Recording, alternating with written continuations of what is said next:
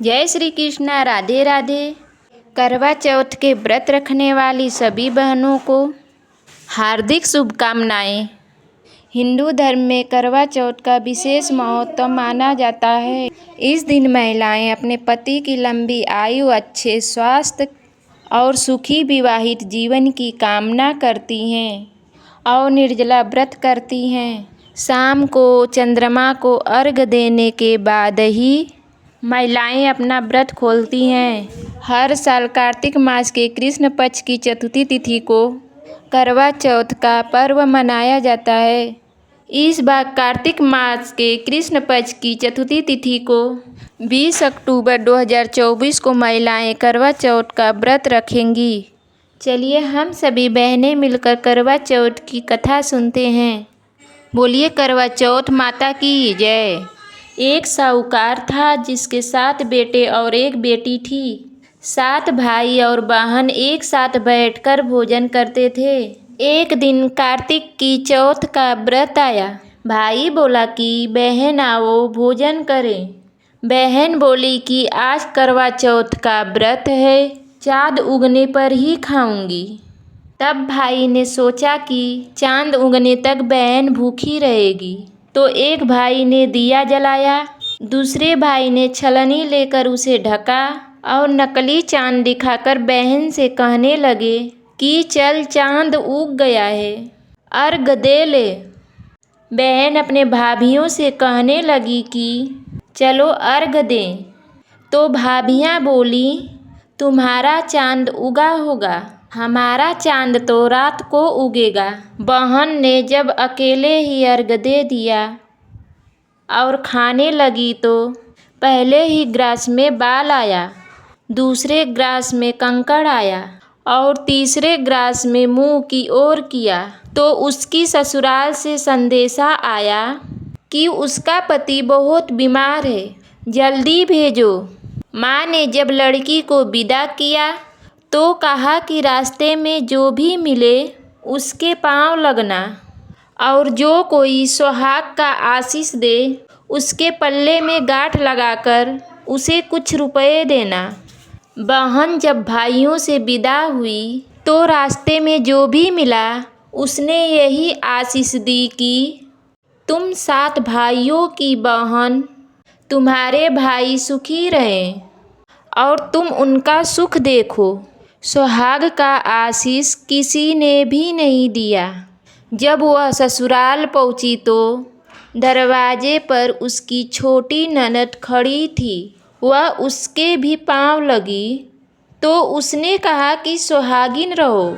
उसने यह सुनकर पल्ले में गांठ बांधी और ननद को सोने का सिक्का दिया। तब भीतर गई तो सास ने कहा कि पति धरती पर पड़ा है, तो वह उसके पास जाकर उसकी सेवा करने के लिए बैठ गई। बाद में सास ने दासी के हाथ बची खुची रोटी भेज दी। इस प्रकार से समय बीतते बीतते मृगशीर मार्गशीर्ष की चौथ आई। तो चौथ माता बोली करवा ले भाइयों की प्यारी करवा ले। लेकिन जब उसे चौथ माता नहीं दिखाई दी तो वह बोली हे माता, आपने मुझे उजाड़ा तो आप ही मेरा उद्धार करोगी, आपको मेरा सुहाग देना पड़ेगा। तब उस चौथ माता ने बताया कि पौष की चौथ आएगी, वह मेरे से बड़ी है, उसे ही सब कहना, वही तुम्हारा सुहाग वापस देंगी। पौष की चौथ आकर चली गई, माघ की चली गई, फाल्गुन की चली गई, चैत बैसाख जेठ आषाढ़ और सावन भादों की सभी चौथ आई और यही कहकर चली गई कि आगे वाली को कहना। असौज की चौथ आई तो उसने बताया कि तुम पर कार्तिक की चौथ नाराज है, उसी ने तुम्हारा सुहाग लिया है, वही वापस कर सकती है, वही आएगी तो पांव पकड़कर विनती करना। यह बताकर वह भी चली गई। जब कार्तिक की चौथ आई तो वह गुस्से से बोली भाइयों की प्यारी करवा ले, दिन में चांद उगानी करवा ले, व्रत खंडन करने वाली करवा ले, भूखी करवा ले। तो यह सुनकर वह चौथ माता को देखकर उसके पांव पकड़कर गिड़गिड़ाने लगी। हे चौथ माता, मेरा सुहाग तुम्हारे हाथों में है, आप ही मुझे सुहागिन करें। तो माता बोली, पापिन हत्यारिन मेरे पांव पकड़कर क्यों बैठ गई है। तब वह बोली कि जो मुझसे भूल हुई उसे क्षमा कर दो, अब भूल नहीं करूँगी। तो चौथ माता ने प्रसन्न होकर आँखों से काजल, नाखूनों में से मेहंदी और टीके में से रोली लेकर छोटी उंगली से उसके आदमी पर छींटा दिया। तो वह उठकर बैठ गया और बोला कि आज मैं बहुत सोया।